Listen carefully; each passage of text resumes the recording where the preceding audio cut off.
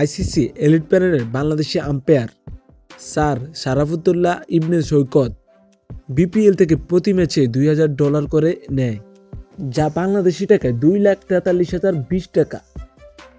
প্রতি বলের হিসেবে 2,025 টাকা করে পায়। হাই প্রোফাইল এই কোচ তার মূল্যের প্রতিদান দিচ্ছে। গতকালকেও অসাধারণ কিছু সিদ্ধান্ত নিয়েছিল।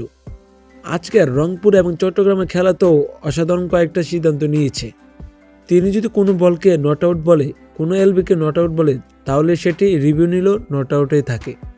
বর্তমান বিশ্বের সেরা আম্পায়ারদের মাঝে তিনি একজন।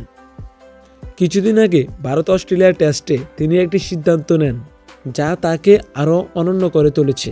আইসিসির এলিট প্যানেলের এই আম্পায়ারের ক্রিকেটীয় মেধা এক কথায় অসাধারণ। এভাবেই তিনি দেশের নাম উজ্জ্বল করে যাক। খেলাধুলার সকল তথ্য পেতে চ্যানেলটি সাবস্ক্রাইব করে পাশে থাকতে পারেন।